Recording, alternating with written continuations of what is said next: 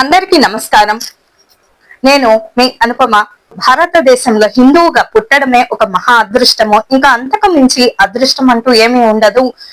ధర్మం కోసం జీవించాలి, భక్తి మార్గంలో జీవించాలి, ధర్మం కోసం జీవించాలి, అలాగే ధర్మం కోసం పోరాడాలి కూడా. వీళ్ళైతే ఏదన్నా యుద్ధము అనివార్యం కానే కూడదు, యుద్ధం చేయనే కూడదు, మరి యుద్ధం చెయ్యాలి, ఇక తప్పదన్నటువంటి పరిస్థితి వస్తే తప్పకుండా యుద్ధం చేసే తీరాలి. ఎందుకో తెలుసా? అమ్మో నేను యుద్ధం చెయ్యను, మా ఇంట్లో వాళ్ళు ఏమైపోతారో నేను చనిపోతే అంటే వీరుడు కానే కాదు. అసలు యుద్ధ భూమికి వెళ్ళనే కూడదు. అసలు యుద్ధం అంటూ చేయాల్సిన అవసరం వస్తే తాడో పేడో తేల్చుకుంటే కానీ ఇంటికి తిరిగి వెనుదిరిగి వెళ్ళకూడదు. విజేతగా మరి వీరుడిగా ఇంటికి వెళ్ళాలి, లేదా ఆ యుద్ధ భూమిలో చనిపోయినా మంచిదే. అటువంటి వారు స్వర్గానికి వెళ్తూ ఉంటారు. దేవదుందుగులు మ్రోగించుకుంటూ దేవతలు స్వర్గానికి తీసుకెళ్తారు ఎవరైనా చనిపోతే గనక. అంతేగాని పిరికివాడిలాగా ఇంట్లో ఎదురు చూస్తూ ఉంటారు నా భార్య బిడ్డలు. ఇటువంటి మాటలు మాట్లాడేవాడు వీరుడు కాదు.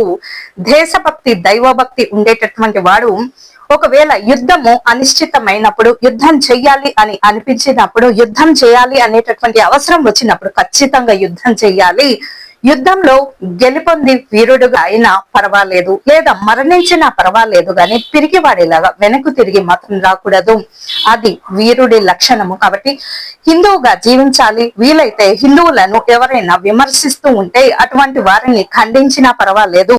అటువంటి వాటి కోసము చాలా మంది దేశవ్యాప్తంగా చాలా మంది పోరాడుతూ ఉంటారు. హిందువుల మీద, హైందవ ధర్మం మీద, పూజల మీద, అటువంటి భక్తుల మీద ఎటువంటి అనుచిత వ్యాఖ్యలు చేసిన వారందరి మీద తప్పకుండా పోరాటం చేయండి. ప్రతి ఒక్కరు చెయ్యి కలిస్తేనే మాట మాట్లాడడానికి, అనుచిత మాటలు మాట్లాడడానికి తస్మాత్ జాగ్రత్తగా, జాగరూకతగా ఉంటూ ఉంటారు. నోరు జాగ్రత్తగా వాడుతూ ఉంటారు. లేకపోతే ఇక ఇష్టం వచ్చినట్టు మరి మాట్లాడితే మన హిందువులందరూ కలిసి ఏం చేయాలి? మరి మనమంతా కలిసి చెయ్యి కలిస్తేనే మరి అటువంటి వారిని మనము ఈ దేశం నుంచి కూడా తరిమి కొట్టేటటువంటి అవకాశం ఉంటుంది. కాబట్టి అంతా కూడా హిందువులంతా కూడా ఐక్యతగా ప్రతిజ్ఞ చేసుకోవాలి. నేను హిందువుగా జన్మించాను, హిందువుగానే జీవిస్తాను, హిందువుగానే మరణిస్తాను.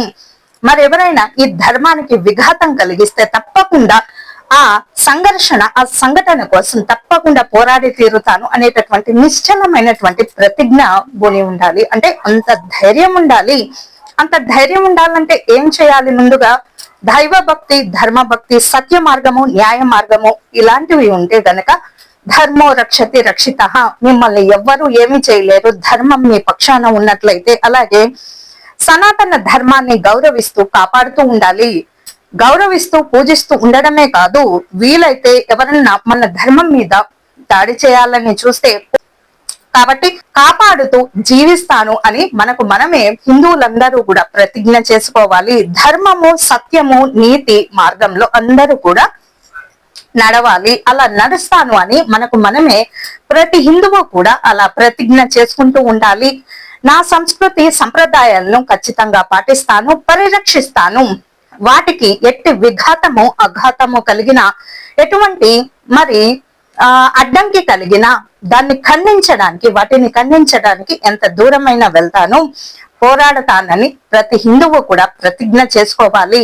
మరి ప్రతిజ్ఞ చేసుకునేటప్పుడు నా దేవాలయాలు, నా దేశము, నా ధర్మము, అలాగే నా ధర్మ రక్షణ కోసము, నా దేశ రక్షణ కోసము ఎప్పుడు సిద్ధంగా, శత్రు దేశాల నుంచి మన దేశంలోకి చొరబడబోతుంటే మరి సైనికులు అడ్డగిస్తూ ఉంటారో, అక్కడ చంపేస్తూ సంహరిస్తూ ఉంటారో, అలాగే మన ధర్మానికి విఘాతం కలిగిన అనుచిత వ్యాఖ్యలు చేసిన అక్కడికక్కడే సంహరించడంలో ఎటువంటి మరి అధర్మం ఏమి లేదు, సంహరించినా తప్పేమీ లేదు అటువంటి వారిని. కాబట్టి హిందూ సమాజ ఐక్యత కోసము కృషి చేస్తాను, అలాగే అన్యాయానికి ఎదురు నిలబడతాను అని చెప్పి మనమంతా కూడా మనకు మనమే ప్రతిజ్ఞ చేసుకోవాలి.